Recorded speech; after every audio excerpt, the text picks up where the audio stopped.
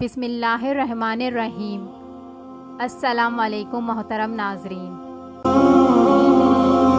خواجہ غریب نواز رحمۃ اللہ علیہ بر صغیر پاک و ہند میں سلسلہ چشتیہ کے بانی اور اس سلسلے کو عروج تک پہنچانے والے ہیں۔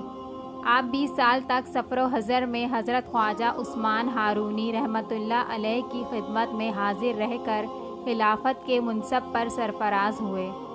حضرت معین الدین چشتی اجمیری خواجہ غریب نواز رحمۃ اللہ علیہ، خواجہ قطب الدین بختیار رحمۃ اللہ علیہ اور بابا فرید الدین گنج شکر رحمۃ اللہ علیہ جیسے عظیم الشان ہستیوں کے پیر و مرشد ہیں۔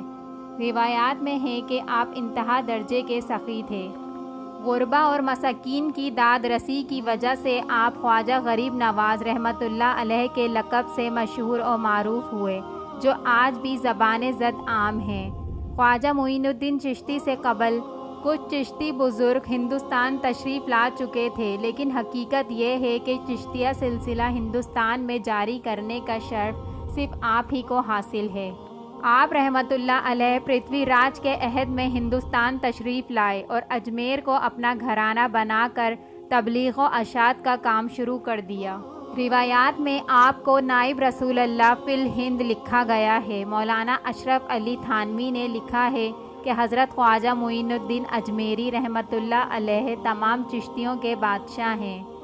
ہندوستان پر برطانوی دور حکومت میں وائس رائے ہند لارڈ کرزن کہا کرتا تھا کہ میں نے اپنی زندگی میں 2 ایسے بزرگ دیکھے ہیں جو اپنی وفات کے بعد بھی لوگوں کے دلوں پر اس طرح حکمرانی کر رہے ہیں جیسے وہ اب بھی ان کے درمیان موجود ہوں۔ ان میں سے ایک مغل فرما رواں اورنگزیب عالمگیر ہیں اور دوسری عظیم شخصیت خواجہ معین الدین چشتی اجمیری کی ہے۔ اجمیر شریف میں قیام کے دوران کئی شعبدہ بازوں اور جادوگروں نے خواجہ غریب نواز رحمۃ اللہ علیہ سے مقابلے کی ٹھانی، لیکن سب کو منہ کی کھانی پڑی اور سلطان الہند کا پرچم ہمیشہ سر بلند رہا اور عطائے رسول کے چرچے دور دور تک پھیل گئے۔ خطۂ ہندوستان جس پر کسی نبی نے قدم نہیں ڈالے تھے اور توحید و رسالت کی روشنی سے محروم تھا، اس خطے میں اولاد نبی صلی اللہ علیہ وآلہ وسلم کے ایک فرد نے 90 لاکھ لوگوں کو کلمہ پڑھایا اور حلقہ باگوش اسلام کیا۔ حضرت خواجہ غریب نواز رحمۃ اللہ علیہ صرف مسلمانوں کے غریب نواز نہیں تھے، بلکہ غیر مسلم بھی آپ کے در سے خالی نہ جاتے۔ آپ کا پیغام محبت ہر ملک، ہر مذہب کے لوگوں کے لیے تھا۔ جو بھی آیا خالی دامن اپنی مرادوں سے بھر کر لے گیا، اور آپ کے وصال کے بعد بھی آپ کا فیض جاری و ساری ہے۔ اور یہ بات پوری دنیا میں مشہور ہے کہ بر صغیر پر ایک قبر حکومت کر رہی ہے۔ حضرت سیدنا خواجہ غریب نواز رحمۃ اللہ علیہ کا کوئی مرید یا اہل محبت اگر حج یا عمرے کی سعادت پاتا اور طواف کعبہ کے لیے حاضر ہوتا تو دیکھتا کہ خواجہ غریب نواز رحمۃ اللہ علیہ طواف کعبہ میں مشغول ہیں۔ ادھر اہل خانہ اور دیگر احباب یہ سمجھتے کہ آپ اپنے حجرے میں موجود ہیں۔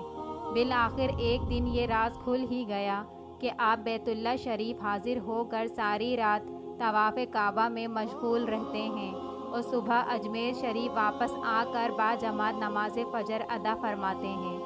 حضرت خواجہ معین الدین چشتی اجمیری کا لنگر بہت وسیع تھا۔